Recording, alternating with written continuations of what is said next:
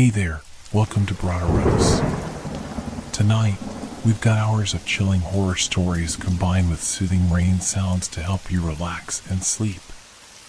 Before you drift off, leave a comment below and let us know where you're listening from and what time it is. And don't forget to hit that like button and subscribe right away. If you end up not enjoying it, you can always take it back later. Get cozy and let the fear take over.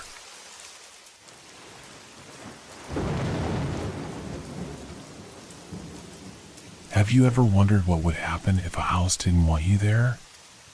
Not because of ghosts or creaking floors, but because something far more ancient, something far darker, refused to let you call it home? I didn't believe in any of this until it happened to me. You know those houses, the ones everyone in town whispers about. Some claim they're haunted, others say it's just bad luck. But the one I moved into? It wasn't about ghosts or bad luck. It was something else, something much more sinister. The old Victorian house had been vacant for nearly 2 decades. There were rumors of a family that had moved in and then mysteriously disappeared without a trace. Neighbors avoided the place, but no one could give a concrete reason why. That should have been my first warning. But when I found it listed for sale at a price that seemed too good to be true, I brushed off the stories. Besides, it had character, a kind of eerie charm that called to me.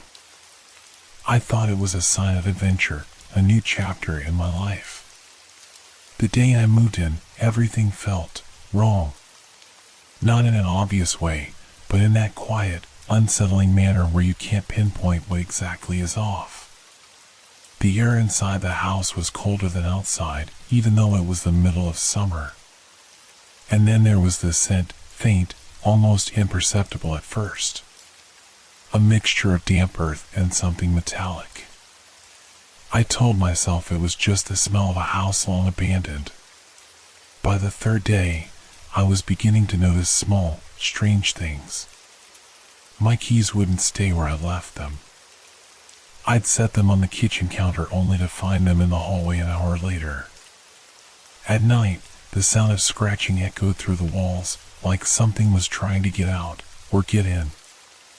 I convinced myself it was just old pipes or the settling of the house, even though Mike had told me otherwise. The first real sign that something was seriously wrong came on the 4th night.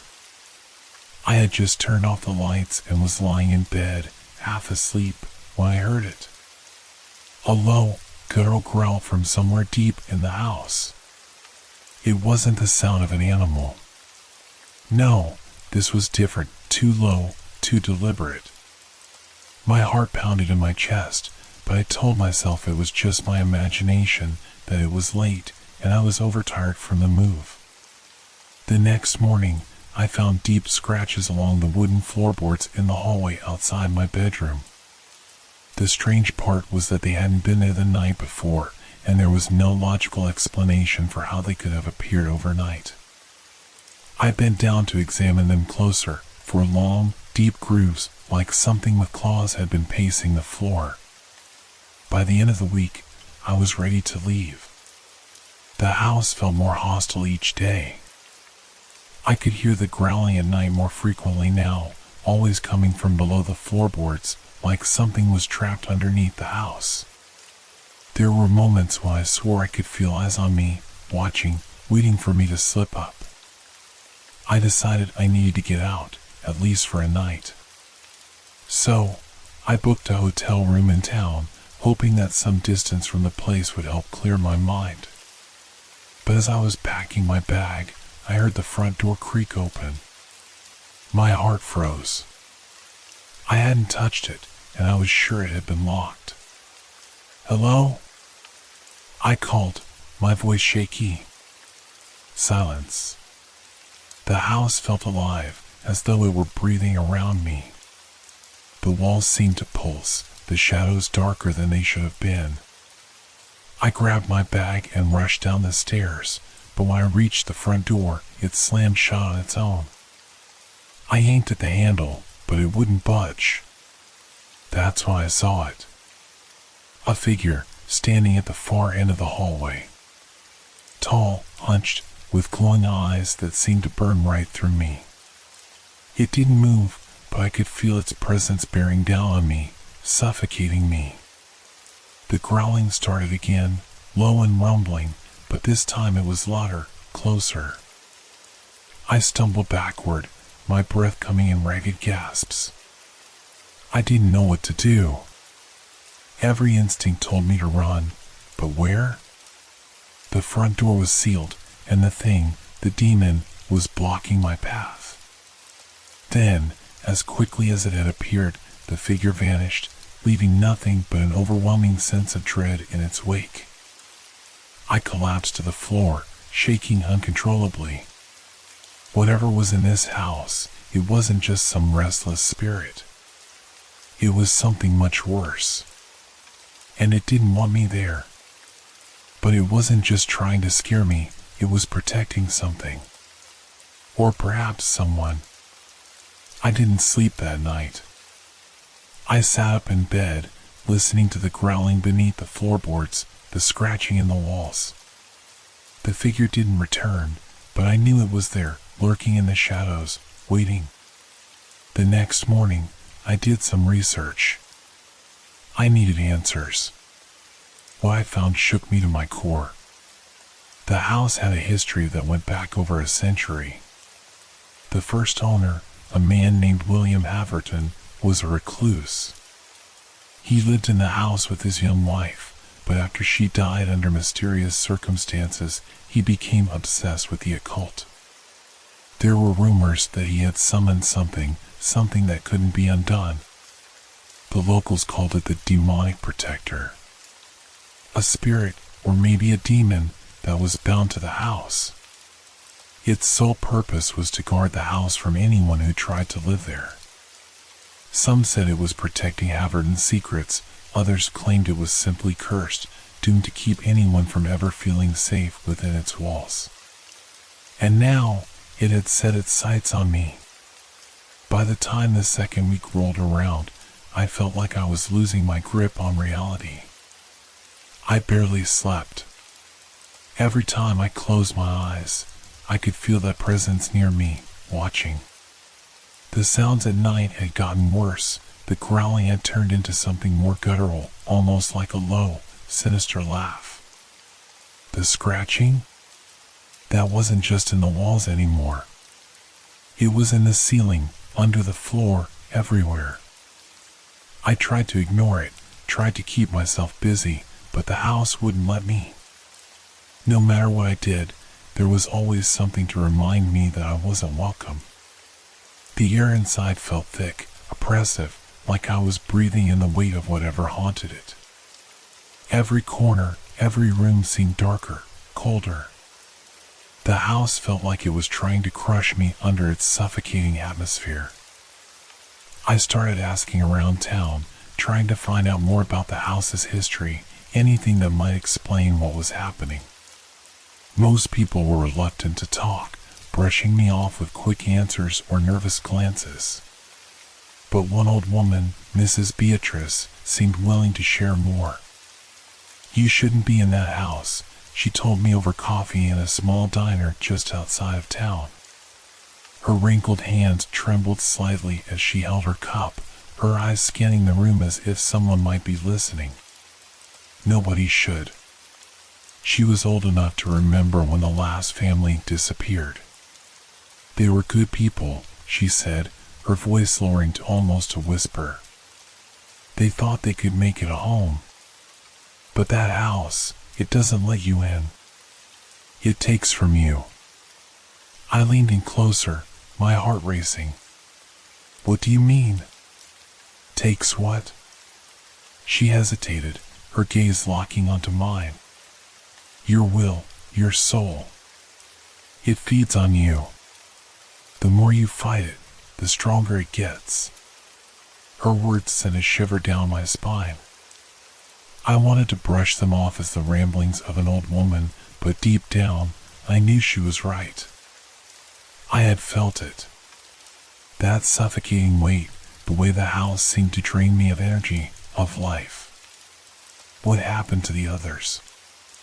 I asked, my voice barely a whisper. The ones who disappeared. Mrs. Beatrice's eyes darkened, and for a moment I thought she wasn't going to answer. But then she leaned in even closer, her voice so soft I had to strain to hear her. They didn't leave. They're still there. It won't let them go. Not truly. The house keeps them locked away. I felt a chill crawl down my spine, a cold sweat forming on the back of my neck. Locked away? What does that mean? They're part of it now, she said, her eyes haunted. You see them, hear them in the walls, in the floors. They're trapped, like you will be if you don't leave. Her words hung in the air like a death sentence. I sat back, my mind racing. I wanted to ask more, but I could see she had already said too much. She quickly finished her coffee, stood up, and left, leaving me sitting there alone with my thoughts. I couldn't shake what she had said. The idea that the house was somehow alive, feeding on the people who lived there, keeping them trapped, it sounded insane. But then again, so did everything that had been happening since I moved in. That night, as I lay in bed, her words kept replaying in my mind. They're still there. I couldn't stop thinking about it. Were the previous owners, the ones who had disappeared, still in the house somewhere? Trapped, like Mrs. Beatrice had said? I didn't want to believe it, but I had no other explanation. And then, just as I was on the edge of sleep, I heard it again. The growling. But this time, it was closer. Much closer. I sat up in bed, my heart pounding in my chest. The sound wasn't coming from below the floorboards this time. It was right outside my door. For a moment, I froze, my breath caught in my throat. The growling was low, deep, and constant, like something huge was standing just on the other side of the door, waiting for me. My hand shook as I slowly reached for the lamp on the nightstand, but before I could turn it on, the growling stopped. Silence. And then, a voice. Not a normal voice. It was distorted, raspy, like someone speaking from the bottom of a well. It wasn't speaking English, at least not any English I could understand. But it was saying something, muttering words in a language I had never heard before. I forced myself to stand, my legs shaky as I approached the door. My hand hovered over the handle, my heart racing. I didn't know what was on the other side, but I knew I had to face it. Taking a deep breath, I yanked the door open. There was nothing there. The hallway was empty, but the cold that greeted me was unbearable, like I had just stepped into a freezer. The air was thick, suffocating, and that smell, the metallic scent of something long dead, filled my nostrils. I turned back to the bedroom, but before I could close the door, I heard the voice again. This time, it was louder, clearer. It was coming from the attic. Every fiber of my being screamed at me to leave, to run as far away from that house as I could. But something else, a darker part of me, needed to know what was up there. I grabbed a flashlight from the kitchen and made my way to the attic door. It had been painted shut, but after a few hard tugs, it finally gave way with a loud crack, sending flakes of old paint showering to the floor. The stairs creaked under my weight as I climbed up, each step echoing in the stillness. The air grew colder the higher I went, and that smell, God, that smell, was almost unbearable now. At the top of the stairs, I shone the flashlight around, my heart pounding in my chest.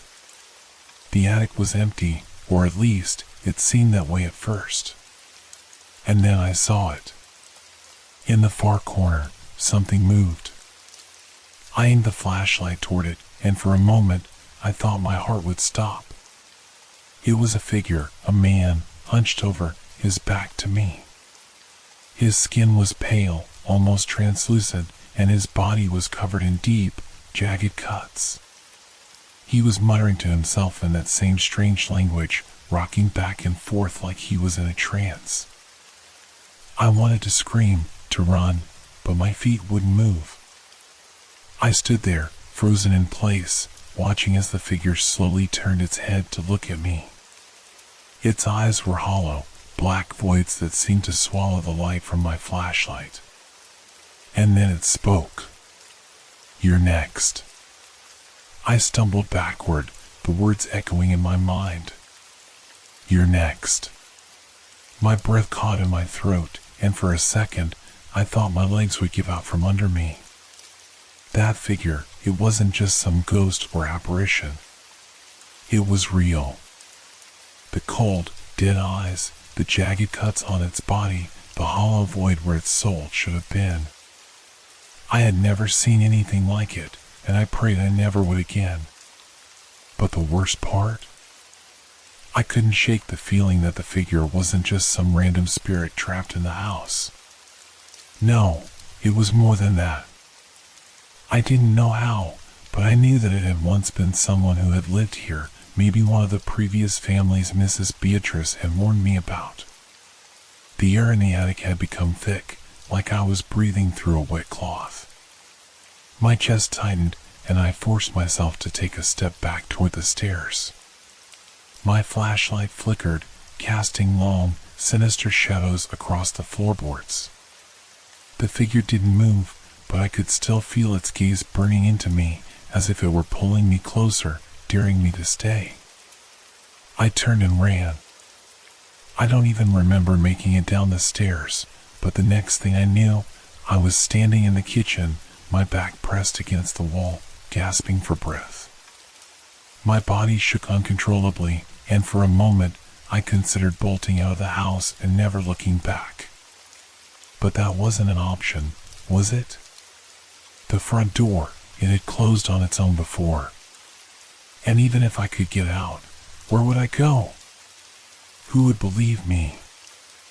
I sat down at the kitchen table, my head in my hands. The growling had stopped, and the house had fallen eerily silent, as if it were waiting for my next move. My mind raced. I couldn't stay here, but I didn't know how to leave. And the attic, whatever I had seen up there, whatever had spoken to me, it wasn't going to let me just walk away. I glanced at my phone. It was past midnight, but I needed help. Desperately. I scrolled through my contacts, my fingers shaking, until I found the name I was looking for, Jason, an old friend from college. We hadn't spoken much over the years, but he had always been the type to believe in things others wouldn't. He wouldn't think I was crazy. I hit the call button, my heart pounding in my chest as the phone rang once, twice, 3 times. I was about to hang up when his groggy voice answered. "Hello?" "Jason," I said, my voice barely above a whisper. "I need your help." There was a pause on the other end of the line, the kind that made me wonder if he was about to hang up. But then he spoke again, his tone more alert. "What's going on? Are you okay?" I took a deep breath and tried to explain. The house, the strange occurrences, the figure in the attic. I must have sounded insane, but Jason didn't interrupt. He listened quietly until I was finished. When I was done, there was another long silence. I could hear him breathing, as if he were processing everything I had just told him. "Do you remember the stories we used to talk about in college?" Jason finally said, his voice low. "About spirits, demons, things that aren't human but can manifest in certain places?" I swallowed hard. "Yeah, I remember. But you don't actually think that's what this is, do you?" "I don't know," Jason admitted. "But it sounds like you're dealing with something powerful, something that's been there for a long time." You need to get out of that house. I can't, I whispered. I've tried. It won't let me leave. Jason cursed under his breath. All right, listen. I'm coming to you. Stay out of the attic, stay in a well-lit area, and try not to engage with whatever's in that house. Just hang on until I get there. How long will it take you? I asked, my voice shaking. I'm about 2 hours away, he said. I'll be there as soon as I can. After we hung up, I felt a small sense of relief. Jason was coming. I wasn't alone in this anymore. But that relief was short-lived. The house seemed to sense that something had changed. The temperature dropped suddenly, and the lights in the kitchen flickered. I stood up from the table, my heart pounding, as I looked around. The shadows seemed to stretch and twist in unnatural ways, as if the house itself were warping. And then I heard it. The voice. But this time, it wasn't coming from the attic. It was inside the kitchen. Right behind me. You can't leave. I spun around, my heart slamming against my ribs. There was no one there. The kitchen was empty, but the voice, it had been so close, so real. My hand shook as I grabbed a knife from the counter, clutching it tightly as if it would somehow protect me from whatever was tormenting me. The growling started again, louder this time, and I could feel the vibrations through the floorboards. It was everywhere, surrounding me, closing in. I stumbled backward into the living room, my eyes darting around for any sign of movement. The house was alive now, groaning and creaking, the walls seeming to shift as if something was trying to break free. It won't stop until it has you, the voice whispered again, this time coming from every direction at once. I fell to my knees, my body trembling. What did it want from me? Why wouldn't it just let me go? And then, as suddenly as it had started, the noise stopped. The house fell silent once more, but the air was thick with a sense of foreboding. I could feel it, something was coming. Something worse than anything I had experienced so far. I crawled to the corner of the room, clutching the knife to my chest, my back pressed against the cold wall. I tried to steady my breathing, tried to convince myself that I would make it through the night, that Jason would be here soon. But deep down, I wasn't so sure. An hour passed, maybe more. The house remained silent, but I couldn't shake the feeling that it was watching me, waiting. I glanced at my phone. Jason was still an hour away. I just had to hold on until he got here. But then, out of nowhere, the front door creaked open. At first, I thought it was Jason. I scrambled to my feet, my heart leaping with hope. But when I peeked around the corner, I saw it. The figure from the attic. It was standing in the doorway, its hollow eyes fixed on me, its body twitching and contorting in unnatural ways. The smell of decay filled the air, and I could see the same jagged cuts all over its pale skin. But this time, it wasn't alone. Behind it, shadows moved. More figures, more hollow-eyed, broken people, all staring at me, their mouths moving in unison, whispering the same chilling words. You're next. I pressed myself against the cold wall, my heart racing as I clutched the knife tighter. I was staring at the door, fully expecting that figure, the thing from the attic, to walk back in. But the door remained closed. Nothing stirred. The house had fallen into an eerie stillness, as though it was gathering its strength for something worse. I glanced at my phone again. Jason was now less than an hour away. 45 minutes. I just had to survive a little longer.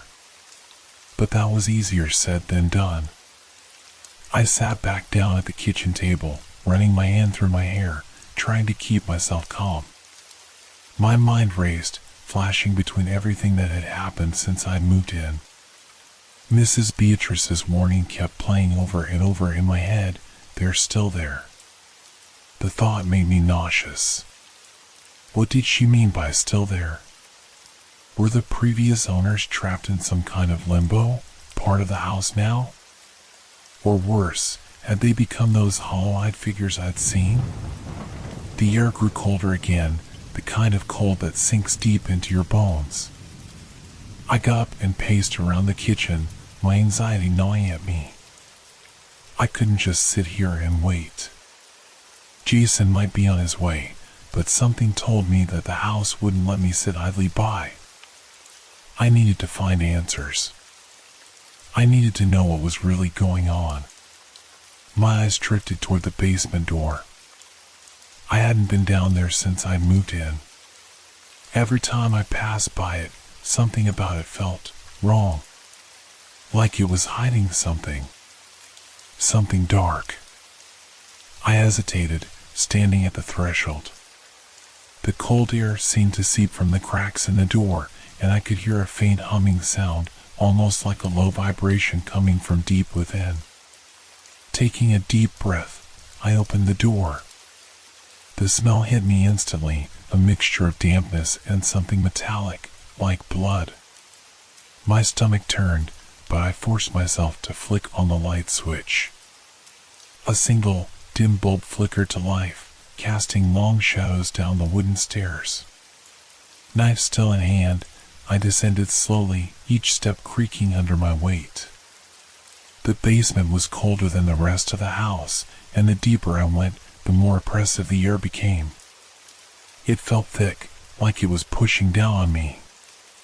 My flashlight beam swept across the room, revealing cobwebs, old furniture covered in sheets, and a large, heavy wooden chest in the far corner. Something was drawing me to that chest. I couldn't explain it, but it was like an invisible hand was pulling me forward. My feet moved on their own as I crossed the cold concrete floor, the humming sound growing louder. The chest was old, covered in dust and cobwebs. The wood was dark and rotting in places, but it was solid, too solid for something that had been left here to decay. I knelt down in front of it, my heart pounding. For a moment, I hesitated. Did I really want to open this? Did I want to know what was inside? But something deeper, more primal, told me I had to. With trembling hands, I pried the chest open. The hinges groaned in protest, and for a split second, I thought I might pass out from the smell that escaped. It was overpowering, worse than anything I'd smelled before, like rotting meat mixed with something foul, something ancient. Inside, I found nothing. At least, not at first glance. It was empty, save for a small leather-bound book, its pages yellowed with age. I picked it up carefully, holding it like it was something sacred. There was no title, no markings on the cover, just a plain, old book that somehow felt heavier than it should have. I opened it to the first page, and my heart stopped. The handwriting was jagged, erratic, like it had been written in a frenzy. But that wasn't what terrified me. What terrified me were the names. Hundreds of them, written one after another, filling page after page. The first name was familiar, Beatrice Winters. Mrs. Beatrice. The old woman who had warned me. The second name sent a chill down my spine, Jonathan Meyer. My name. I flipped through the pages frantically, seeing name after name, each one crossed out. There were dates next to each name, some of them centuries old. But every name ended the same way, a thin red line drawn through it, like they had been erased. My hands shook as I turned to the last page. There, written in the same jagged script, was my full name again. But this time, there was no date. No red line. Not yet. I slammed the book shut, my breath coming in short, panicked gasps. I stumbled backward, the book falling from my hands. The humming sound had grown louder, more intense, and I realized it wasn't coming from the basement, it was coming from inside my own head. I scrambled to my feet and ran for the stairs, my heart pounding in my chest. As I reached the top step, the basement door slammed shut, trapping me in the darkness. I pounded on it, screaming for help, but the house had swallowed the sound. Then I heard it.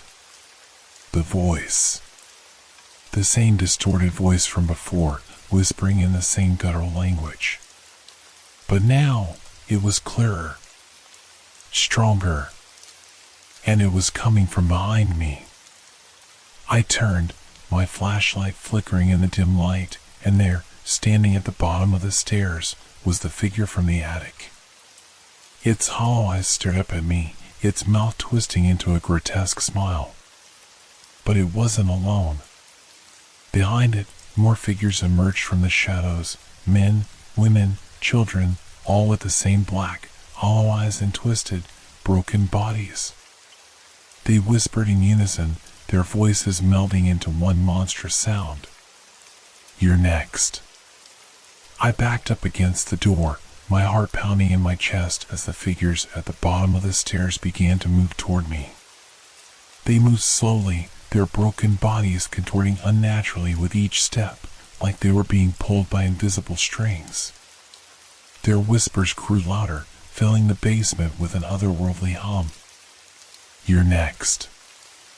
I pushed harder against the door, desperate to get out. My hands fumbled for the doorknob, but it wouldn't budge. Panic surged through me as the cold air around me thickened, turning every breath into a struggle. I slammed my fist against the door, hoping beyond hope that it would somehow open. Then I remembered the knife. Still in my other hand, I raised it toward the advancing figures, the blade trembling as much as I was. "Stay back," I shouted, my voice breaking. "Stay the hell back." But they didn't stop. They kept coming. My back hit the door, and I knew I had nowhere left to go. My mind raced, searching for any way out of this nightmare. I looked at the figures again, and suddenly it clicked, the names in the book. The dates. They weren't just names of people who had lived here. They were victims. Everyone who had set foot in this house had been marked. Just like me. And none of them had made it out alive. As the figures reached the foot of the stairs, the lights in the basement flickered and went out completely, plunging the room into total darkness. My flashlight flickered one last time before the bulb shattered, leaving me in the dark with them.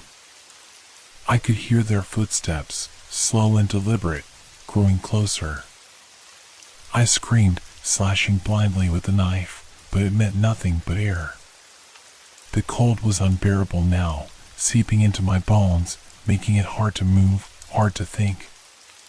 Their whispers were inside my head, wrapping around my thoughts like a suffocating fog. And then, something touched me. A cold, skeletal hand brushed against my arm, and I recoiled in horror. My body felt like it was shutting down, my limbs growing heavy as I slid down the door. I could feel them surrounding me, their presence thick in the air. The knife slipped from my hand and clattered to the floor. I was trapped. My thoughts blurred, and in the overwhelming darkness, I began to question whether any of this was real. Maybe I was losing my mind. Maybe the house had already claimed me. But deep down, I knew it wasn't over yet. There was still something I hadn't figured out. Something the house was trying to show me. Suddenly, the door behind me swung open, and I fell backward into the kitchen. The cold, oppressive air of the basement disappeared in an instant, replaced by the familiar sounds of the house, creaking floorboards, the soft hum of electricity. I scrambled to my feet, gasping for breath. The basement door slammed shut on its own, sealing away the figures behind it. I stood there, shaking, staring at the door, half expecting it to burst open again. But nothing happened. I collapsed into a chair at the kitchen table, my hands shaking uncontrollably. I had no idea how I'd made it out of there. It was like the house had let me go, for now. The knife was still lying on the floor, but I didn't bother picking it up. I didn't think it would help me anymore. Whatever I was up against, it wasn't something I could fight with a weapon. I grabbed my phone and checked the time. Jason was 20 minutes away. I just had to hold on a little longer. But I couldn't shake the feeling that the house wasn't finished with me yet. It had let me escape the basement, but there was no doubt in my mind that it was just playing with me, waiting for the right moment to strike again. The book. The names. My name. I couldn't stop thinking about it. There was something I wasn't seeing, something I wasn't understanding. The house had a pattern, a cycle of claiming people, and it had been doing so for centuries. But why? And more importantly, how could I break that cycle? I glanced out the window, hoping to see the headlights of Jason's car pulling up the driveway. But all I saw was the dark, empty road stretching out into the night. The house was silent again, but the silence felt different now. It wasn't the calm before the storm, it was the calm of something waiting. Watching. I had to act. I couldn't just sit here and wait for Jason. Whatever was controlling this house, it wanted me to stay passive, to wait until it was too late. I couldn't let that happen. I got up and grabbed my flashlight, my backup, from one of the kitchen drawers. It wasn't much, but it would have to do. My mind kept going back to the attic. The figure I'd seen there, the one that had spoken to me. It had all started there, and I had a feeling that was where I needed to go. Whatever answers I was looking for, they were up there. With a deep breath, I made my way to the attic stairs. They loomed in front of me like the entrance to another world, one that I didn't want to enter but knew I had no choice. The air grew colder as I ascended, and by the time I reached the top, it felt like the temperature had dropped below freezing. The attic door creaked open, and the familiar smell of rot and decay hit me like a wall. I stepped inside, the beam of my flashlight cutting through the darkness. The attic was just as I'd left it, dusty, cluttered, and suffocatingly still. But something was different. In the far corner of the room, where I'd first seen the figure, there was a new presence, a faint glow, pulsing softly, like a heartbeat. I approached it slowly, my hands trembling. The glow was coming from beneath a pile of old blankets, something I hadn't noticed before. I knelt down and pulled the blankets aside. What I found underneath made my blood run cold. It was a mirror. But not just any mirror. It was old, with a cracked frame and a surface so clouded with dust and age that I could barely see my reflection. But as I stared into it, the glass began to clear. Slowly, shapes began to form, and my heart raced as I realized what I was seeing. It wasn't my reflection in the mirror. It was the attic. And standing behind me was the figure. I froze, staring into the mirror, my breath catching in my throat. The figure behind me was standing still, just as I had seen it before, its hollow eyes locked on me. But something was different now. In the reflection, it wasn't a shadow or a blur, it was clear, tangible, like a physical presence in the room with me. I didn't dare turn around. My eyes were glued to the mirror, watching the figure slowly raise its hand, reaching out toward me. The air around me grew colder, and the hairs on the back of my neck stood on end. I could feel the icy breath of the thing behind me, hear the faint whisper of its voice, but I couldn't make out the words. My mind screamed for me to run, to get out of the attic, to flee this cursed house and never look back. But my body wouldn't move. I was rooted to the spot, paralyzed by fear and something else, something more powerful than fear itself. It was as if the house, or whatever controlled it, had taken hold of me, keeping me from escaping. The figure's hand was inches from my shoulder now. In the mirror, I saw its fingers, long, thin, and unnaturally pale, reaching out, ready to touch me. I braced myself for the cold, for the pain, for whatever was going to happen next. And then, just as its fingers were about to make contact, I heard a noise behind me. A faint, distant sound, like the rumble of an engine. Jason. The thought cut through the fog of fear, snapping me back to reality. I spun around, ready to face whatever was behind me, but the attic was empty. The figure was gone. The cold air dissipated, replaced by the suffocating stillness of the house. I ran to the attic window and looked outside. Sure enough, Jason's car was pulling into the driveway, its headlights cutting through the darkness. Relief washed over me, and for a moment, I allowed myself to believe that everything might actually be okay. I rushed down the stairs, my heart pounding in my chest. I reached the front door just as Jason got out of his car. He waved at me, looking confused but not overly concerned. I yanked the door open and ran outside, my breath coming in short, ragged gasps. "Jason!" I shouted, my voice trembling. "You have to get inside, now!" "The house, there's something wrong with the house." He frowned, clearly taken aback by my panic. "Whoa, slow down," he said, walking toward me. "What's going on? Did something happen?" I grabbed his arm, pulling him toward the door. "Just get inside. I'll explain everything, but we can't stay out here." Jason hesitated, glancing around the yard as if expecting to see something lurking in the shadows. All right, he muttered, letting me drag him into the house. Once we were inside, I slammed the door shut and locked it. "What the hell is going on?" Jason asked, his voice tense now. He looked around the room, his eyes narrowing as if he could sense something wasn't right. "You look like you've seen a ghost." I laughed, though there was no humor in it. "I think I might have." Jason's expression shifted, concern replacing his confusion. "Start from the beginning. What happened?" I took a deep breath, trying to steady my nerves.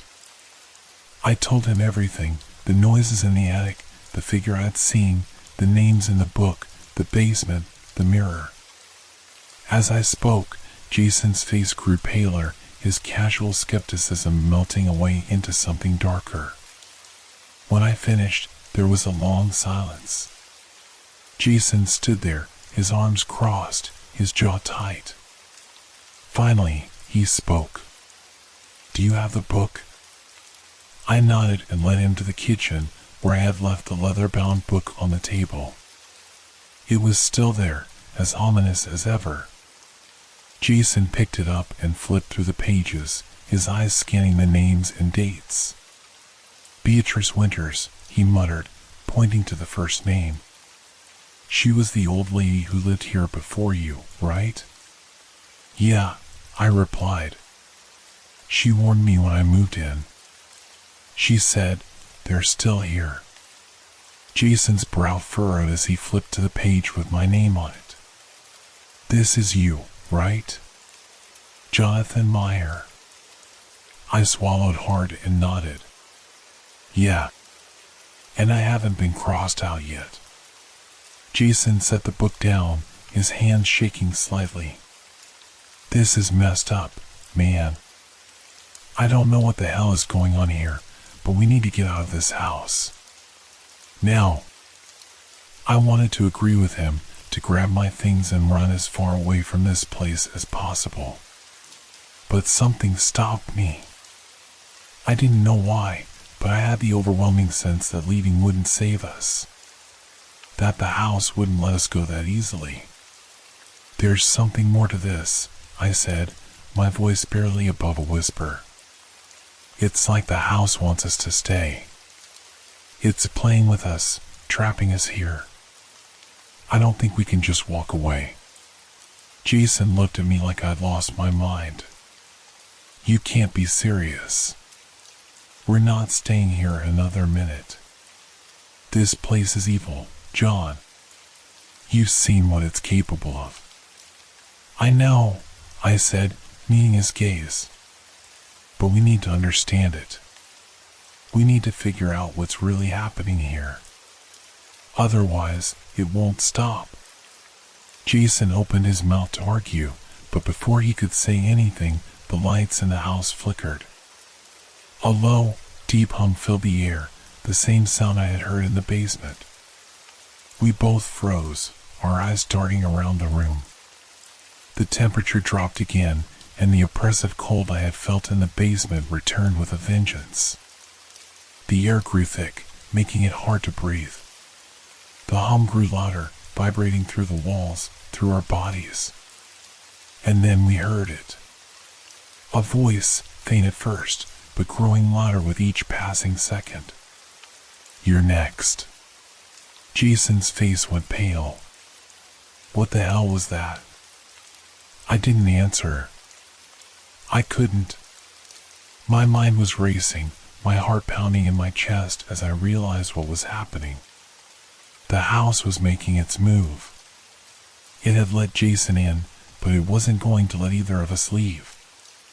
The ground beneath us seemed to shift, and the walls creaked ominously. I could feel the house closing in around us, like it was alive, like it was a predator and we were its prey. "John," Jason whispered, his voice trembling. "We need to get out of here.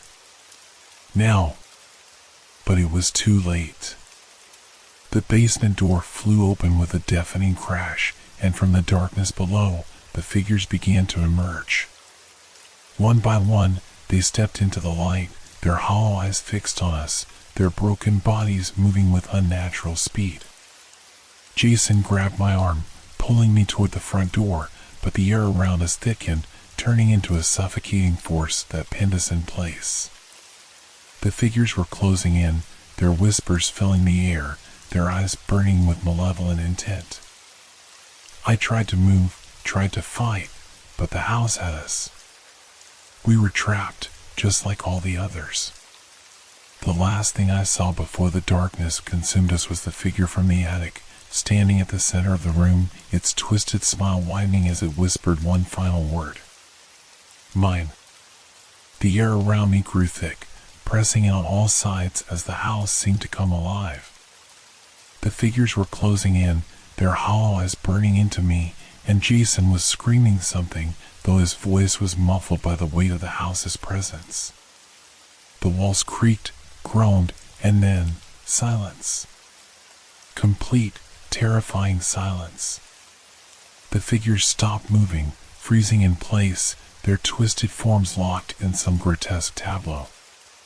My breath hitched in my throat, my legs trembling under the weight of the oppressive cold. Jason, still clutching my arm, was staring at me with wide eyes, his face pale and drawn. The basement door remained wide open, a yawning black void that seemed to pull at the very edges of reality. For a moment, I thought it was over. That maybe, somehow, the house had changed its mind. But then the door slammed shut with a force that rattled the windows, and the lights flickered again, casting the room in sharp, violent flashes of light and shadow. Jason's grip tightened on my arm, his knuckles white with fear.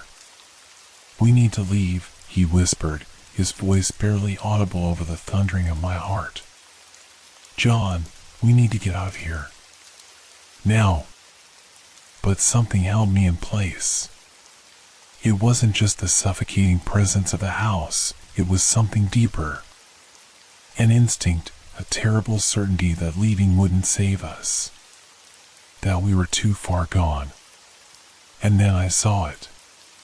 In the flickering light, in the reflection of the mirror still propped up against the wall, I saw myself.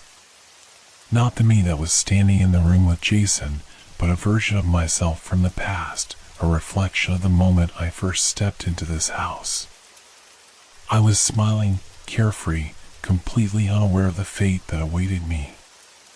And standing behind me, barely visible in the shadowed corner of the reflection, was the figure. It had been there all along. I staggered back, my heart pounding in my chest, my pulse roaring in my ears. Jason grabbed me by the shoulders, his eyes wide with panic. "What is it?" "John, what are you seeing?" I couldn't find the words. My mind was racing, trying to piece together the fragments of understanding that were beginning to form. The house, the names in the book, the figures, it was all connected. But how? And then it hit me. The reflection wasn't just a memory. It was a warning. A message. The house didn't want me to leave because I wasn't supposed to leave. I was the house. All along, the figures, the voices, the malevolent presence that had stalked me since I first entered this place, it wasn't something separate. It was me. Or at least, a part of me. The house was feeding on me, on my fear, on my despair, twisting me into one of its own. I looked down at my hands, expecting to see the familiar flesh and bone, but instead, they were pale, translucent. My skin was cold, almost corpse-like, and in the reflection of the mirror, I saw the truth. I had already become one of them. Jason, still oblivious to what was happening, was pulling at my arm, trying to drag me toward the door. "Come on, man. We have to go." But I couldn't move. I couldn't leave. Not because I didn't want to, but because I wasn't allowed to. The house had claimed me. "Jason," I whispered, my voice barely more than a breath. "It's too late." He stopped, turning to look at me, confusion etched across his face. "What are you talking about? We can still get out of here." I shook my head, my hands trembling. "No, we can't. I can't. I'm already part of it." His eyes widened, and for a moment, I saw the realization dawn on him, the horror of what I was saying. But then he shook his head violently, refusing to accept it. "No. That's not true. You're still you. You're right here, with me." But the truth was undeniable. I could feel the house pulling at me, drawing me deeper into its grasp. My body was cold, my limbs heavy, my mind fogging over. The figures that had once been so distant, so threatening, now seemed familiar. They weren't just spirits haunting the house, they were the house. And now, so was I. Jason let go of my arm, stumbling back as if the realization had physically struck him. "No. No, this can't be happening. John, we have to do something. There has to be a way out of this." I wanted to believe him. I wanted to fight, to run, to escape this nightmare. But I knew it was pointless. The house had me, and there was no escape. Not for me. But maybe for Jason. I looked at him, my heart aching with the knowledge of what I had to do. "You have to leave," I said, my voice shaking. "You have to get out of here, before it's too late." Jason shook his head, his face twisted with grief and confusion. "I'm not leaving without you." "You don't have a choice," I said, my voice barely above a whisper. "If you stay, it'll take you too." He stood there, staring at me, his fists clenched at his sides. I could see the conflict in his eyes, the refusal to accept what was happening. But I couldn't let him stay. I wouldn't let him become part of this place, like I had. "Jason," I said, forcing the words out, "go. Please." For a long moment, he didn't move. But then, with a heavy, anguished sigh, he nodded. "I'll come back for you," he said, his voice choked with emotion. "I swear I'll come back." I knew he wouldn't. He couldn't. But I didn't stop him. I watched as Jason turned and ran, his footsteps echoing through the house. The front door slammed shut behind him, and I was alone.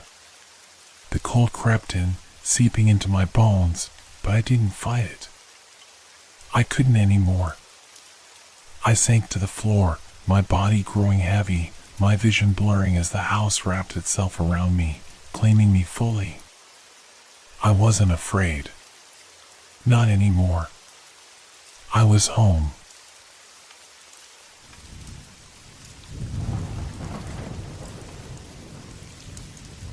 A stranger on the doorstep. Have you ever felt a storm creeping up on you, even before the first drop of rain falls? That unsettling stillness, the thick, humid air that clings to your skin, making you feel as though the world is holding its breath, waiting for something to happen? That was the exact feeling I had the night it all began. It was a Tuesday, and I had just gotten home from a long day at work. The forecast had warned of thunderstorms, but I hadn't paid it much attention.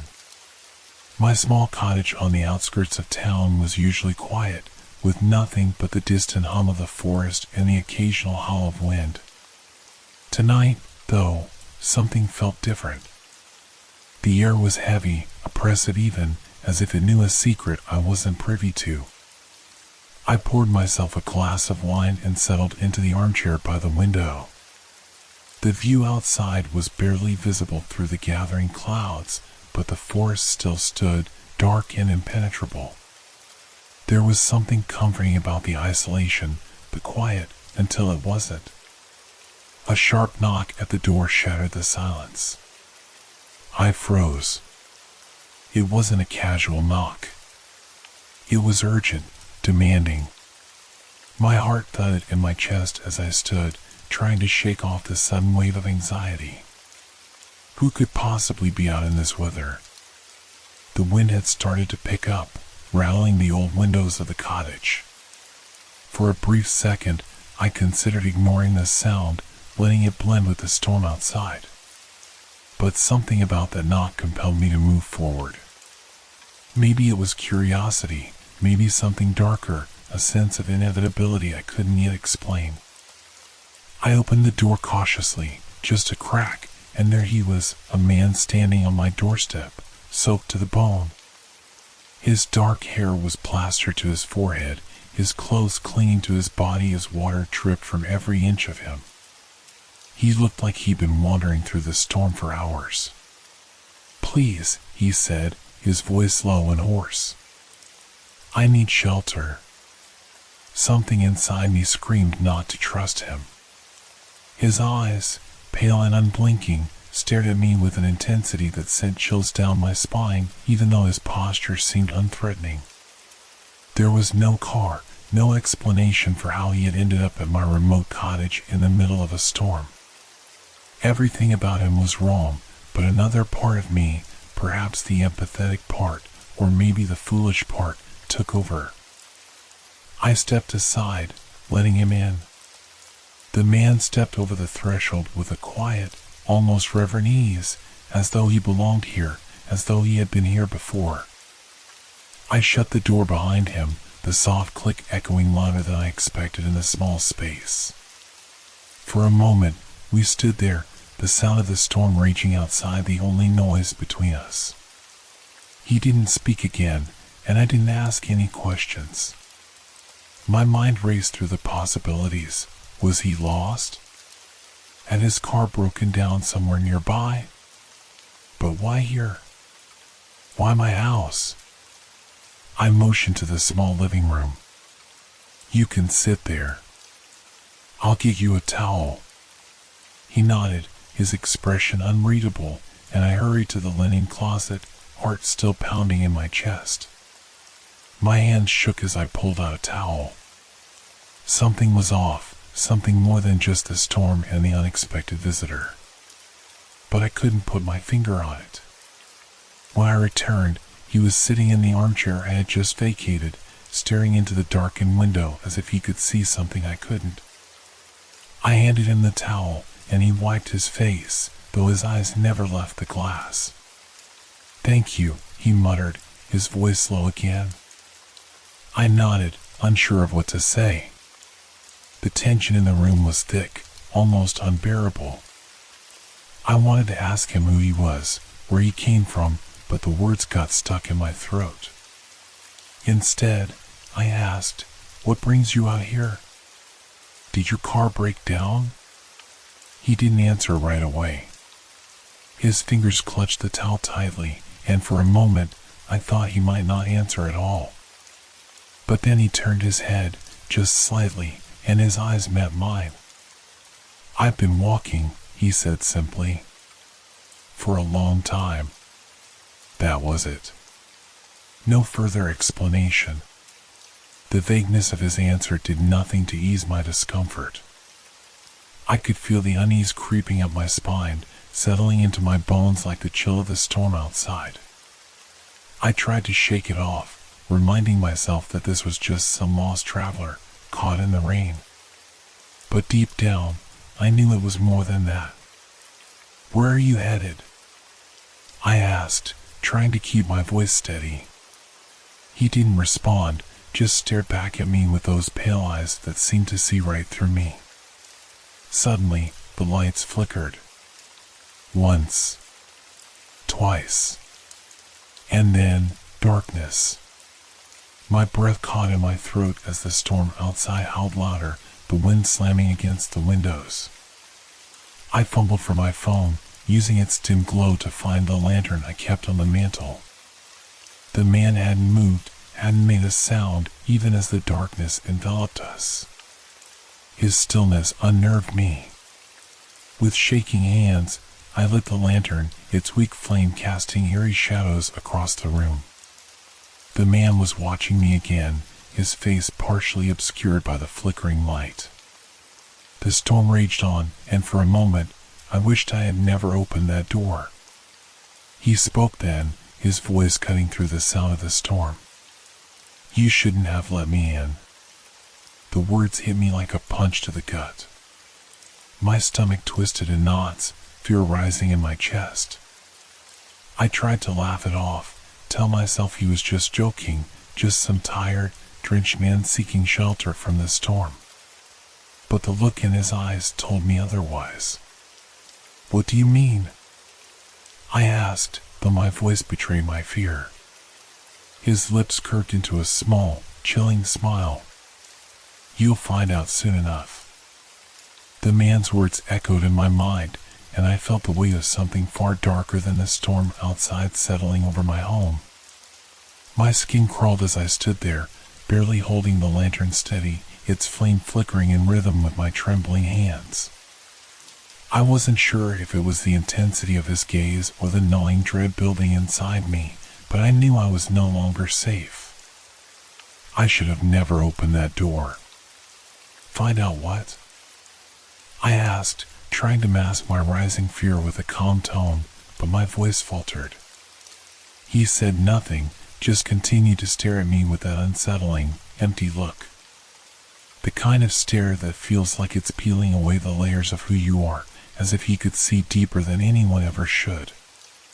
For a moment, I considered asking him to leave, storm or not. But what if he refused? What if he became violent?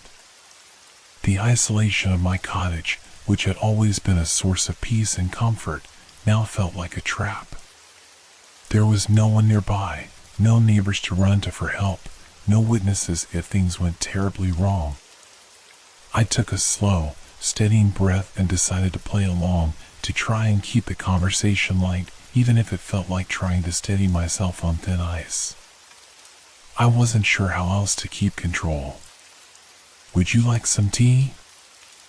I asked, my voice trembling just slightly. He blinked as if the question had pulled him back from some dark, distant thought. His eyes narrowed slightly before he nodded. Tea would be fine.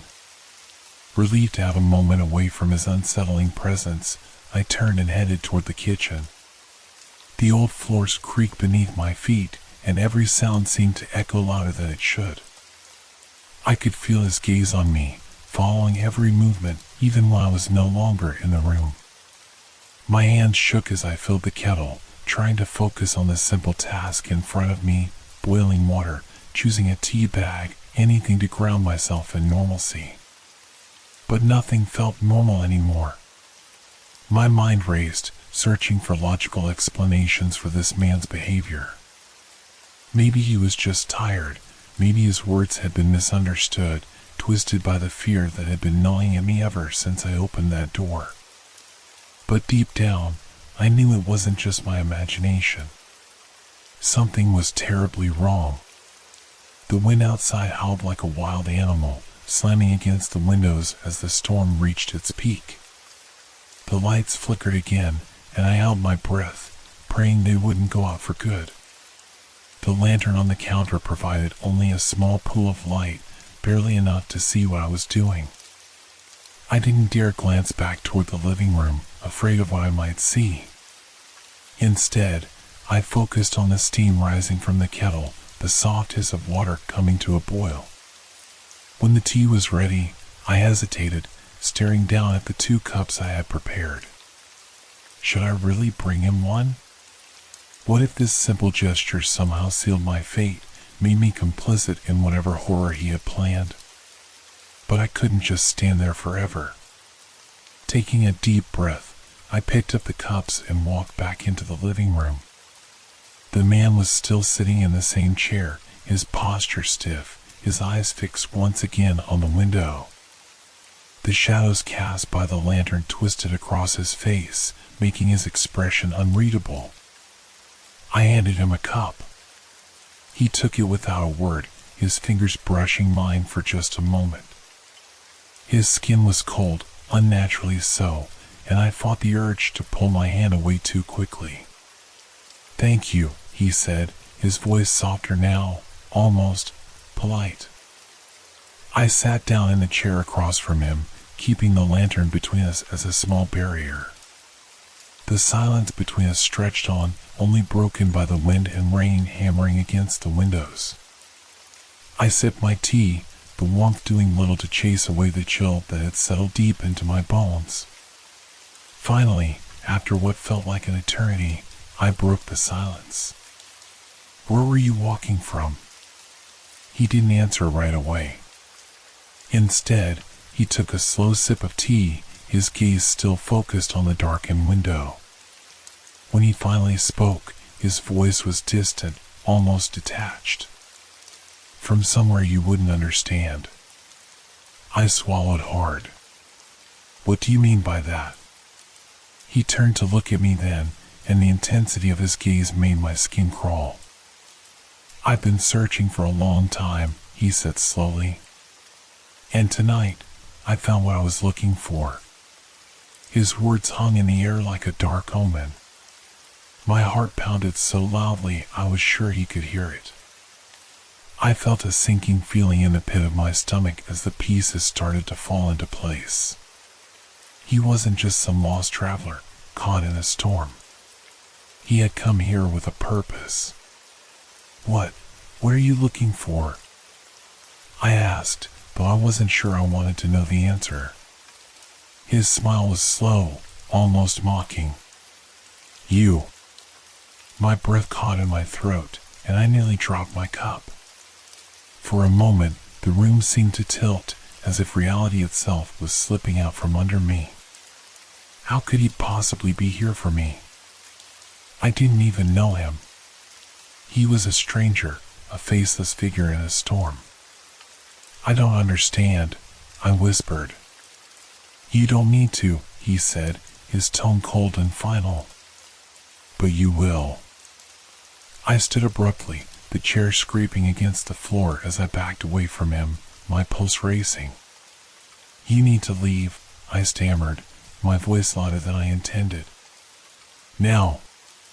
He remained seated, unmoving.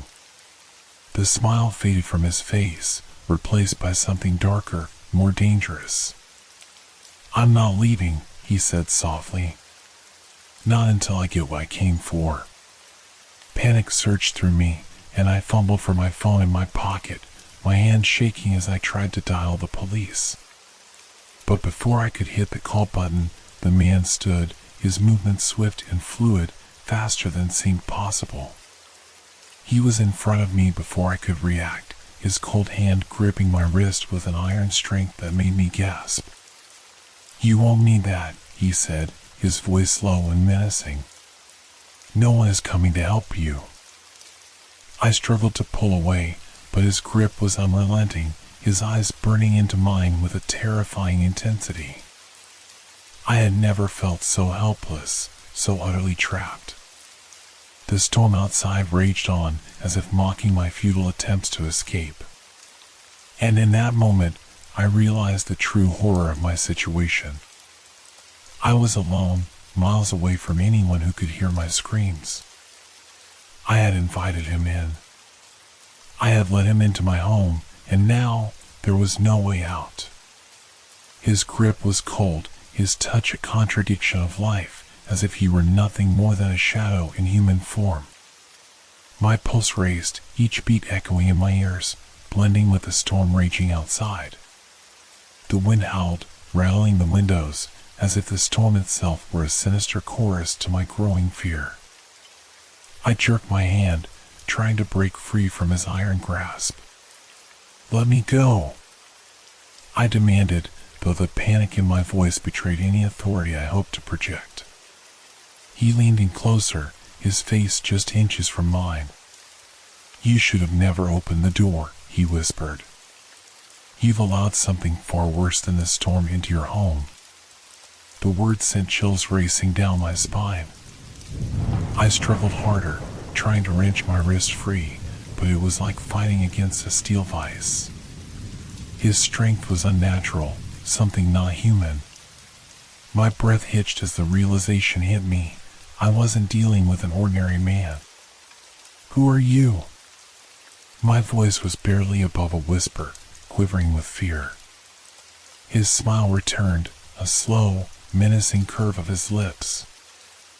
I've gone by many names, he said softly. But none of them matter now.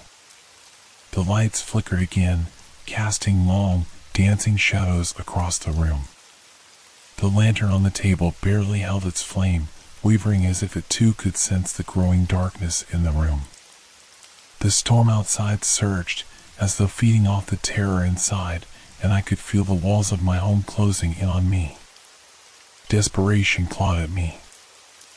I lashed out with my free hand, trying to push him away, but it was like striking solid stone.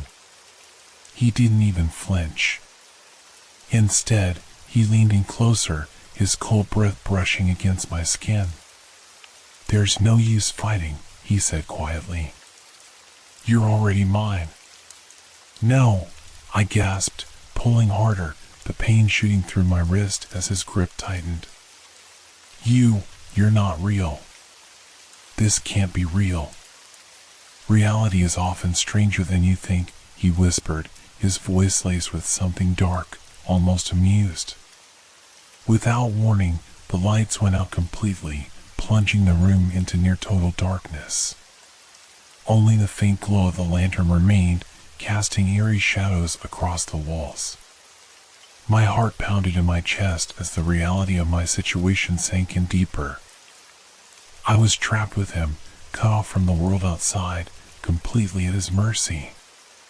In the dim light, his eyes gleamed with something unnatural, something malevolent. You're afraid, he said softly, his voice almost a purr. Good. Fear is how I survive. I felt a wave of nausea rise in my throat. My legs trembled beneath me, and I struggled to remain standing, his grip on my wrist the only thing anchoring me to the ground. Every instinct in my body screamed at me to run, to flee, but there was nowhere to go. Nowhere to hide. The storm outside was nothing compared to the storm inside these walls. Why me? I finally choked out, the question slipping past my lips before I could stop it. He tilted his head, as if considering my question for the first time. "It wasn't about you," he said after a moment. "Not at first."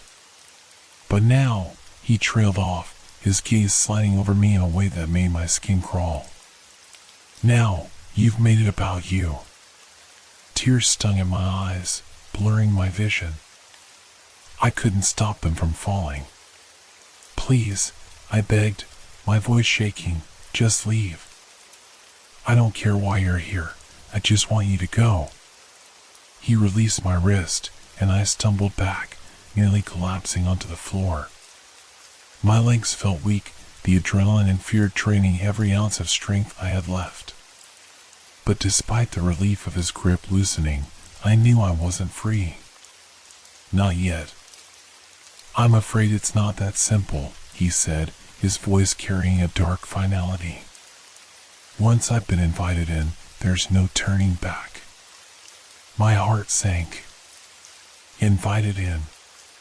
Those words echoed in my mind, a cruel reminder of my own naivety. I had let him into my home. I had opened the door, trusting that the storm was the greater threat. But now I knew the truth, he was the storm. And I had invited it right into the heart of my sanctuary. I backed away, my hands fumbling for something, anything, that could serve as a weapon. The room felt smaller, the walls closing in around me, and the storm outside roared louder, as if it too were a part of him.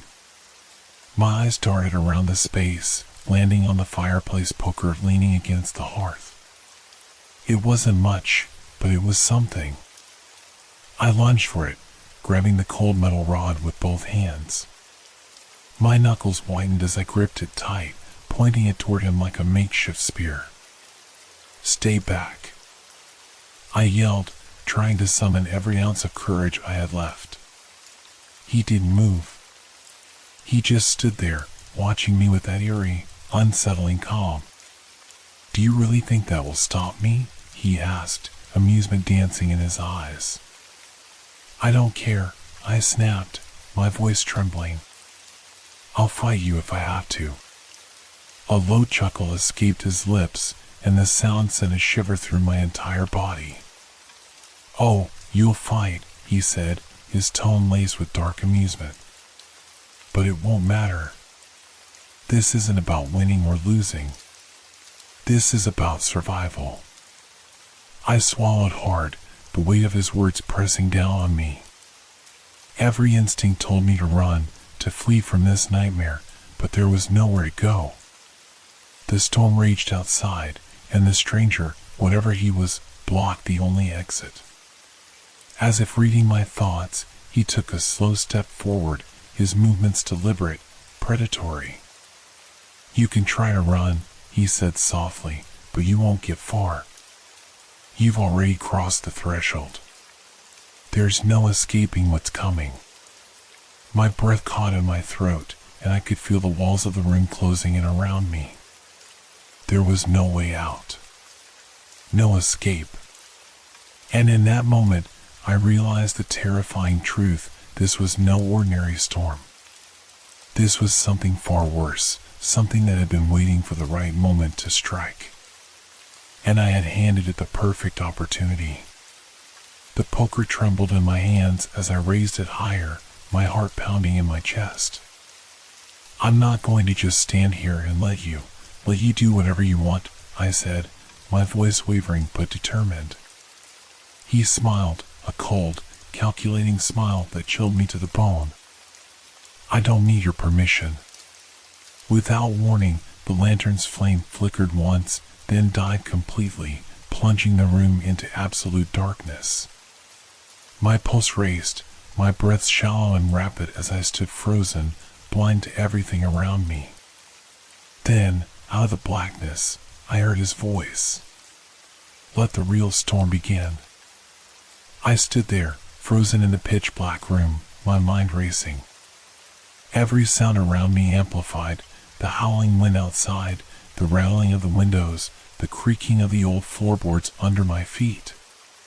But the worst sound of all was the silence that followed his voice, hanging heavy in the air. I strained to hear, to sense where he might be in the darkness, but it was as if he had vanished into thin air. I held the poker tighter, the cold metal biting into my palms, grounding me. I had to move. Standing still would only make me an easier target. I took a cautious step forward, my heart pounding, my breath shallow. The darkness felt alive, as though it was pressing in on me from all sides, suffocating me with its weight. Then I heard it, a soft, almost imperceptible movement behind me. I spun around, swinging the poker wildly, but hit nothing but air. My pulse quickened. He was toying with me, lurking in the shadows, waiting for the right moment to strike. The sound came again, closer this time, and I swung again, this time connecting with something solid. A low grunt echoed through the room, and I stepped back, my heart racing. For a brief moment, I felt a surge of hope. I could fight him. Maybe I could even beat him. But then, a cold hand grabbed my arm. I gasped, trying to pull away, but his grip was unbreakable. In the darkness, his presence was even more terrifying. I could feel him, cold and unrelenting, but I couldn't see him. It was as if the shadows had swallowed him whole, and I was left at the mercy of a monster I couldn't see. "You can't escape," he whispered, his voice sending a chill down my spine. Panic surged through me. I twisted and yanked my arm, trying desperately to free myself, but his grip only tightened. My mind raced, searching for a way out, but there was none. The storm outside had trapped me in my own home with this thing, and now there was no way to escape. "Why are you doing this?" I gasped, my voice shaking. His breath was cold against my ear as he whispered, "Because you invited me in." Those words cut through me like a knife. It was my fault. I had let him in, thinking he was just a man in need. But he was far from human. I didn't know what he was, but I knew I had made a grave mistake by letting him cross my threshold. I kicked at him, swinging the poker with all my strength, but he barely flinched. His cold, cruel laughter echoed around me, bouncing off the walls. It was as if the house itself was mocking me, trapping me in this nightmare with no way out. I couldn't breathe. My chest tightened with the weight of my fear, and my thoughts became a blur of panic. I needed to get away from him. I needed to escape. But how? Suddenly, I remembered the old basement door just down the hall. If I could get there, maybe I could lock him in, trap him inside. It wasn't much of a plan, but it was all I had. Summoning every bit of strength I had left, I twisted sharply, breaking free from his grip. I didn't wait to see if he followed. I ran. My feet pounded against the wooden floor as I sprinted down the hallway toward the basement door. Behind me, I could hear his footsteps, slow, deliberate, almost as if he was in no hurry to catch me. It was the sound of a predator toying with its prey. I reached the basement door and flung it open, practically throwing myself down the stairs. The old wooden steps groaned under my weight, and I stumbled, nearly falling as I reached the bottom. My heart raced, my breath coming in ragged gasps. I slammed the door shut behind me, locking it with trembling hands. For a moment, there was silence. The storm outside raged on, but down here in the basement, it was eerily quiet. My heart pounded in my ears as I backed away from the door, clutching the poker in front of me like a shield. I didn't know if the basement door would hold him. I didn't know if anything could stop him. But for now, it was the only barrier between me and whatever nightmare I had let into my home.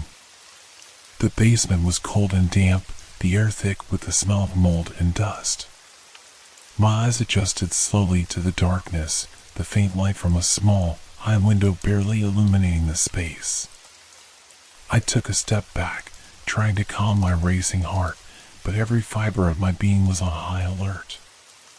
Then, from upstairs, I heard it, the sound of slow, deliberate footsteps.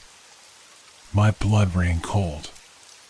He was still there, moving through my home as if he owned it. The sound of his steps grew louder, closer, until they stopped right outside the basement door. I held my breath, every muscle in my body tensed. There was a long, agonizing silence, and then a soft knock. "Let me in," his voice called from the other side, calm and collected, as if this were all a game to him. I didn't answer. I couldn't. Fear had rendered me mute. "Let me in," he repeated, his tone still unnervingly calm. I backed away further, moving deeper into the basement.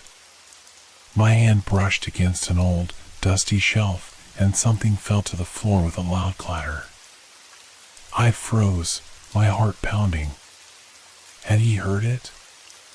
For a moment, there was silence. Then, the door handle rattled. Panic surged through me again. I looked around wildly for something, anything, that could help me. My eyes landed on an old, heavy toolbox in the corner. Without thinking, I grabbed it and dragged it toward the door, barricading it as best I could. The door rattled again, harder this time. His calm demeanor was slipping. I could hear the frustration in his movements, the impatience. "You can't hide forever," he said, his voice now laced with a hint of anger. "You're mine." My hand shook as I backed away from the door, my heart thundering in my chest. I didn't know how much longer the barricade would hold. And deep down, I knew he was right. I couldn't hide forever. Eventually, he would get through, and when he did, I didn't want to think about what would happen when that moment came. The minutes dragged on, but they felt like hours. Each second that passed, the weight of dread settled heavier on my chest.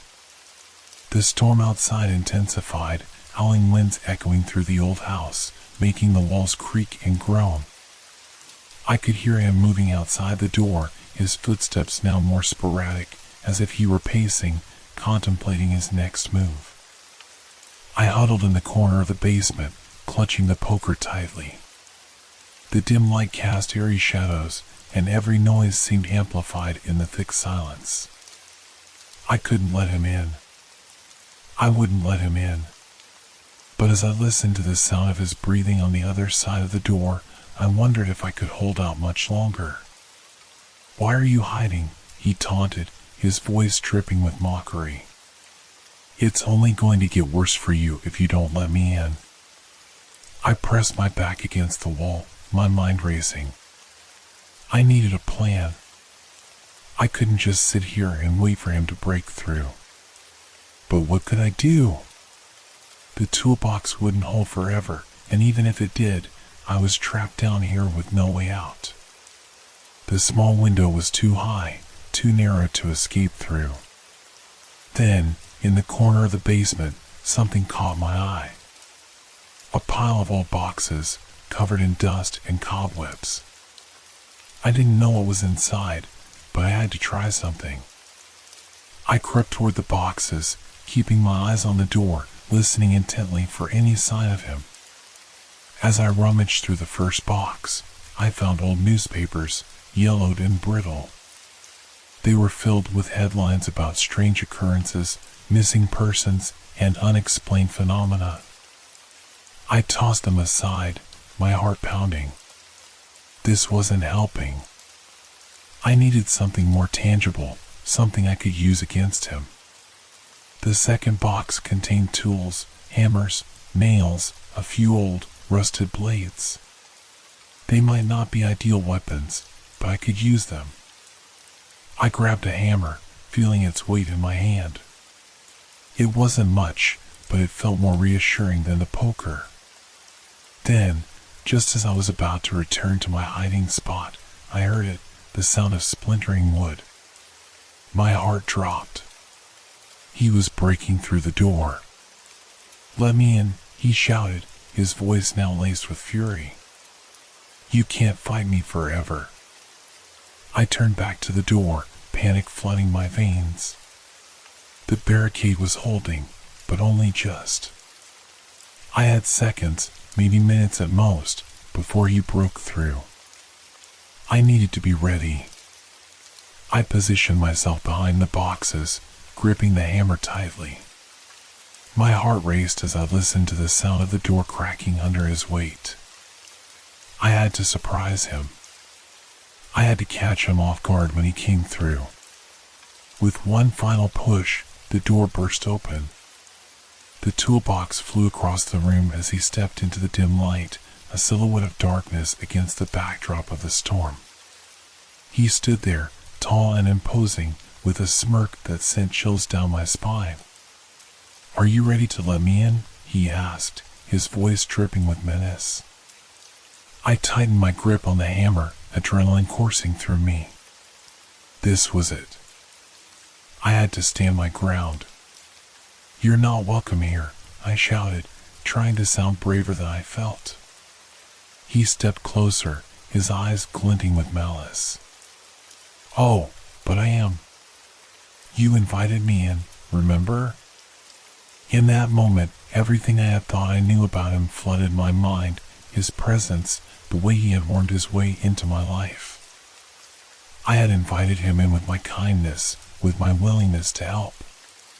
"You won't take me," I yelled, swinging the hammer with all my might. He dodged effortlessly, almost as if he had anticipated my move.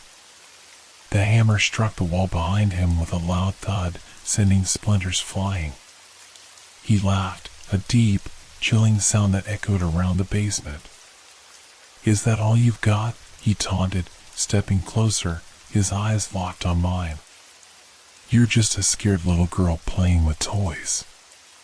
His words fueled my anger. I wouldn't let him belittle me. I was not afraid anymore. With a surge of courage, I lunged at him again, swinging the hammer with all my strength. This time, I connected with his arm, but the moment I made contact, an electric shock coursed through me. He grinned, unfazed by the blow. "You think you can hurt me?" he asked, his voice low and threatening. "I am beyond pain." I stumbled back, my breath hitching in my throat. He was right. He was something more than human. I felt a wave of despair wash over me, but I couldn't give up. I had to keep fighting. "Leave me alone," I shouted, my voice cracking. "You don't belong here." He stepped closer, his presence overwhelming. "You're wrong," he said, his voice smooth and cold. "I belong here. I've always belonged here." In that moment, something shifted within me. I could feel the weight of my isolation, the burden of my loneliness that had drawn me to him in the first place. I had wanted connection, and he had exploited that desire. "Why do you do this?" I demanded, my voice shaking but determined. "What do you want from me?" He paused, his expression shifting for just a moment. "I want what you want. To be seen. To be understood." His words cut deep, resonating with a truth I couldn't deny. But then, I remembered the fear, the terror he had instilled in me. I couldn't allow myself to be swayed. "Get out of my head!" I screamed, raising the hammer again, ready to strike. "You're a monster." And in that moment of defiance, I felt a flicker of hope.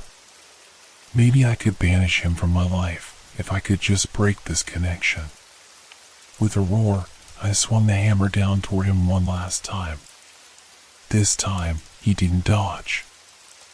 I felt the impact resonate through the air, the metal connecting with flesh. He staggered back, eyes wide with shock. But just as quickly, the smirk returned. "You think this changes anything?" he said, his voice darkening. "You can't escape me. You've already let me in." Panic surged through me as he advanced, closing the distance between us.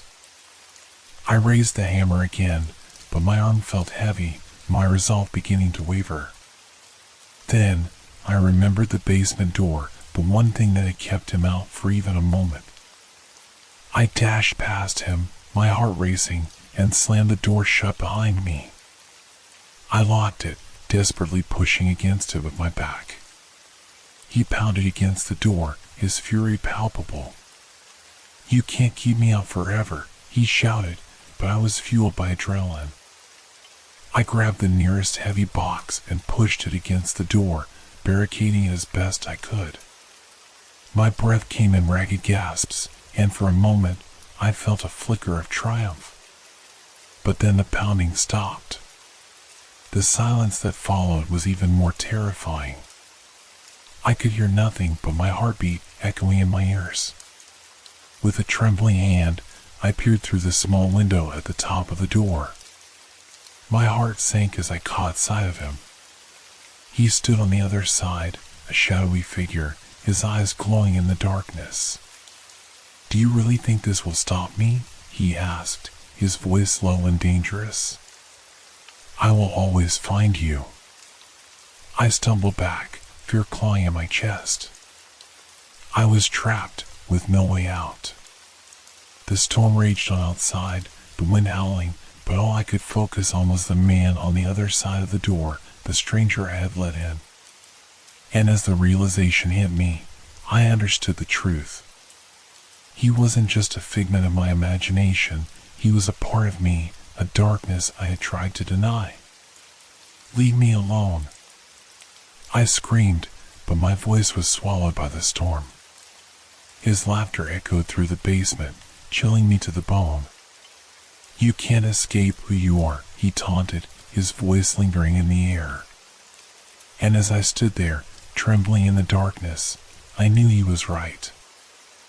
I had let him in, and now there was no turning back.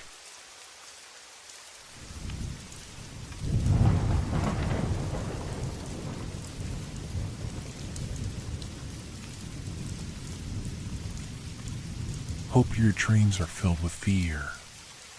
Good night.